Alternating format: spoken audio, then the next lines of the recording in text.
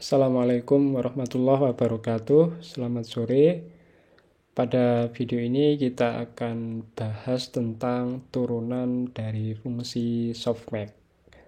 Fungsi softmax ini banyak digunakan di dalam machine learning, neural network, atau deep learning juga ya.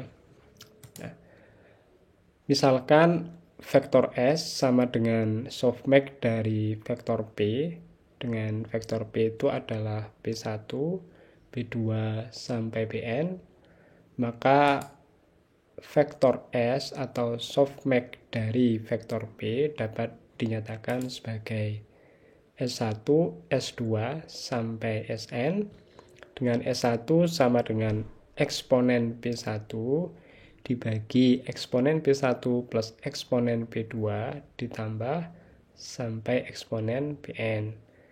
S2 sama dengan eksponen P2 dibagi eksponen P1 ditambah eksponen P2 ditambah ditambah eksponen Pn. Dan Sn sama dengan eksponen Pn dibagi jumlah dari eksponen P1 sampai eksponen Pn. Nah, bisa diperhatikan di sini bahwa yang membedakan antara S1, S2 sampai Sn adalah bagian pembilangnya. Jadi eksponen P1, eksponen P2, eksponen Pn. Sedangkan bagian penyebutnya sama. Untuk I sama dengan 1 sampai N, jadi 1, 2 sampai N, begitu juga P-nya, jadi S-nya 1 sampai N, P-nya 1 sampai N. Jadi jika kita misalkan I sama dengan 1 sampai N, untuk S dan J sama dengan 1 sampai N untuk P, maka kita akan mencari turunan-turunan dari S, I terhadap PJ. Jadi S1 diturunkan terhadap P1 sama dengan apa? S1 diturunkan terhadap P2, S1 diturunkan terhadap Pn. Kemudian S2 diturunkan terhadap P1, S2 diturunkan terhadap P2, dan S2 diturunkan terhadap Pn, dan seterusnya. Jadi kita singkat menjadi do Si, do Pj. Nah, sebelum kita hitung turunan-turunan dari fungsi softmax ini, kita ingat-ingat dulu terkait dari turunan fungsi komposit, yaitu fungsi komposisi dari Fx dikali Gx. Kalau diturunkan terhadap X itu sama dengan F aksen X dikali Gx ditambah Fx dikali G aksen X. Nah, sedangkan di fungsi softmax ini merupakan fungsi pembagian. Jadi eksponen P1 sebagai pembilang, kemudian jumlah dari P1 sampai Pn sebagai penyebutnya. Jadi kita akan menggunakan turunan fungsi yang bentuknya seperti ini. Jadi d dx fx per gx. Sebenarnya ini adalah perluasan dari fungsi ini, fx kali gx, dengan gx merupakan fungsi pembagian. Jadi fx dibagi gx. Kalau digeser gx-nya ke sana berarti kan sama dengan fx dikali 1 per gx. Yang bisa kita tulis menjadi seperti ini. Jadi turunan dari Fx per Gx bisa kita tulis menjadi turunan dari Fx dx, jadi F aksen X, kemudian dikalikan dengan Gx. Cuma di sini Gx-nya adalah 1 per Gx. Ditambah Fx dikali turunan dari 1 per Gx. Sehingga kalau kita nyatakan turunan dari F terhadap X sebagai F aksen dan turunan dari G terhadap X sebagai G aksen, maka ini kita tulis menjadi F aksen X per Gx. Kemudian Fx tetap, sedangkan turunan dari 1 per Gx adalah minus Gx kuadrat dikali turunan dari Gx, yaitu G aksen X. Sehingga hasilnya adalah seperti ini. F aksen X per Gx dikurangi Fx dikali, nah ini min Gx pangkat min 2 itu sama dengan 1 per Gx kuadrat. Jadi bisa kita tulis menjadi seperti ini. Min 1 per Gx kuadrat Fx dikali G aksen X. Nah, kemudian kalau kita samakan penyebutnya, hasilnya adalah F aksen X dikali Gx dikurangi fx kali G aksen X dibagi Gx kuadrat. Nah, cara ini yang bisa kita gunakan untuk mencari turunan dari S1 terhadap P1, P2 sampai Pn. Atau bisa juga langsung menggunakan ini. Nanti kita contohkan dua-duanya. Oke, yang pertama. Jadi kita akan mencari turunan dari S1 terhadap P1. Jadi kita bayangkan bahwa fx-nya sama dengan eksponen P1 dan Gx-nya sama dengan eksponen P1 plus sampai eksponen Pn. Nah, sehingga turunan dari S1 terhadap P1 dapat kita tuliskan menjadi turunan eksponen P1 terhadap P1 dikali dengan, jadi ini fx, turunan fx dikali Gx dikurangi fx dikali turunan dari Gx. Jadi fx-nya ini, Gx-nya itu.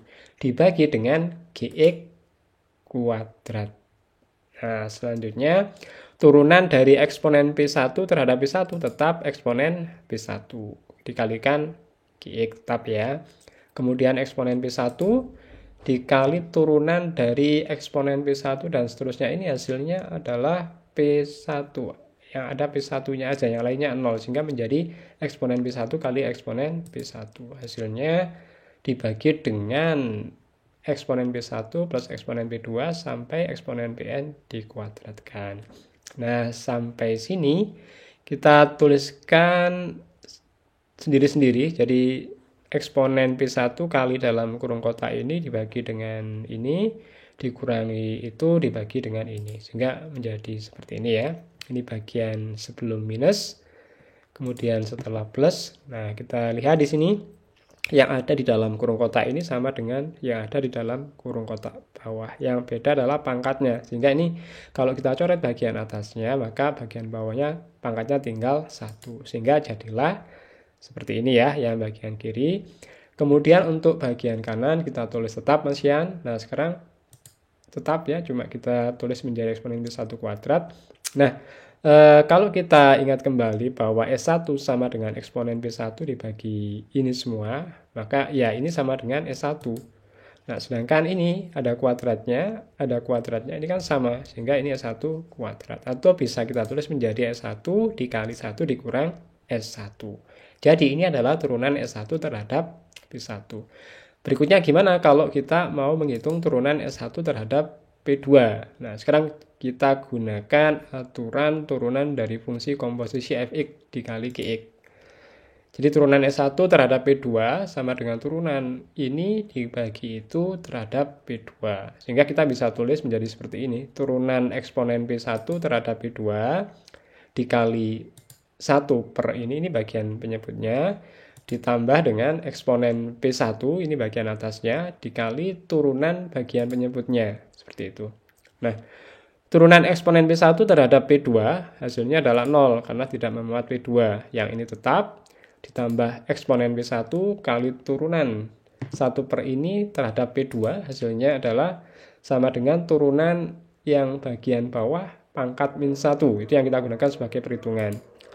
Ini hasilnya 0, kemudian ditambah eksponen P1 dikali turunan ini dalam kurung pangkat min 1 sama dengan min eksponen ini pangkat min 2 dikali dengan yang ada di dalam kurung ini, turunan dari yang ada di dalam kurung. Nah, sehingga hasilnya adalah eksponen P1 kali minus 1 per eksponen ini kuadrat ya. Karena ini kalau pangkat min 2, kalau kita tulis ke dalam bentuk seperti ini menjadi min 1 per dalam kurung kuadrat kali eksponen P2.